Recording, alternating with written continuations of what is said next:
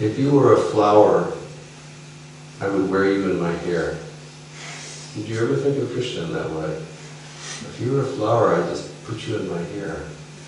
Or, you know, like sometimes when you go to India, if you look at like Vrindavan, you see the old widow ladies in the bazaar, and they're buying a little rice or a little oil or something like that, and then when it comes time to pay, you'll see they'll take the ends of their saris. You ever seen that before? And they have the end of their sari tied in a knot, and they have their money in there, right? And Narottam says, if you were a jewel, I would have tied you in the end of my cloth, and I would take you with me everywhere. You see, so instead of negating fine feelings of affection, this is how the great devotees feel. Narottam Das Thakur says, Shamsundar, if I were Chandan, I would have been smeared all over your body. And then when you engaged in your sporting pastimes, and your perspiration would have come, then all of that chandan would have been washed down your body and it would have landed on your lotus feet. That would be my perfection. Charu, you thinking that way?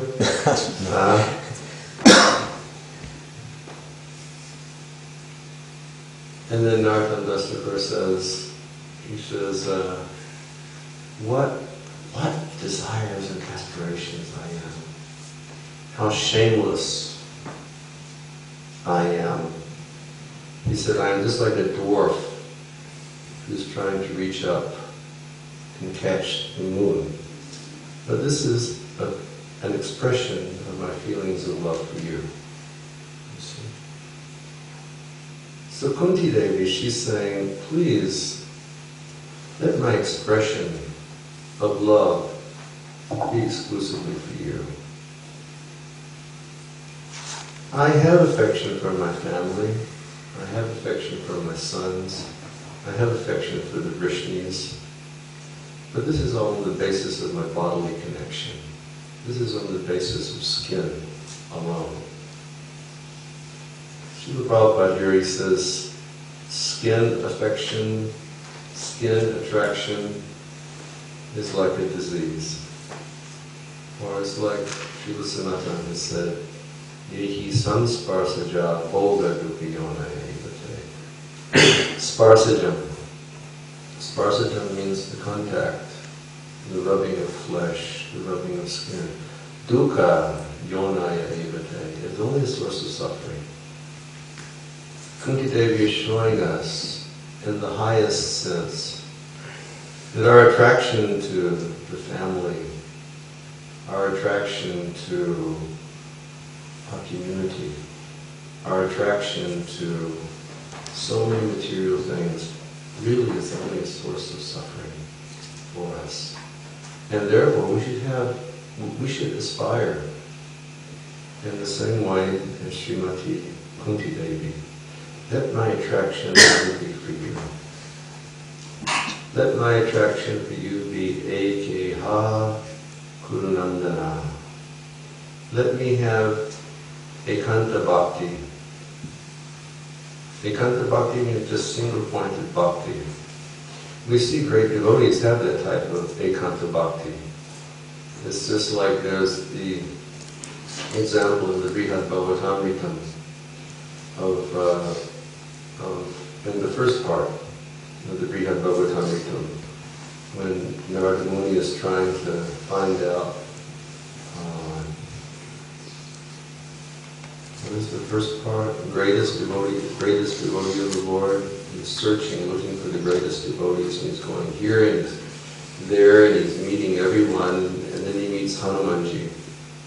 And he says, Hanuman, I've been told that you're the greatest devotee of the Lord, and Hanuman goes, Ram, Ram, Ram, Ram, Ram. I'm not a devotee of the Lord. Who gave you this misinformation? I'm not a devotee. And so they have some discussion. And then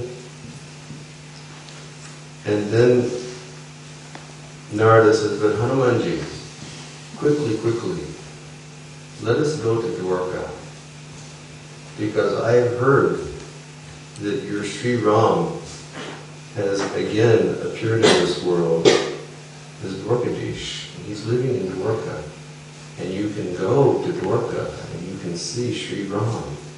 And Hanuman goes, yes, let's go immediately. My Ram is there in Dwarka. Let us go and see him. And then he's just getting ready to go. And he's saying, well, what form will he show me?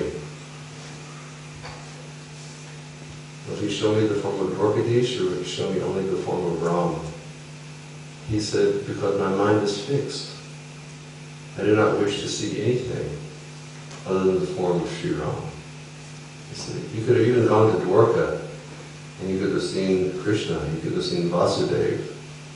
But he said, no, I have ekanta bhakti. I only wish to see Sri Ram.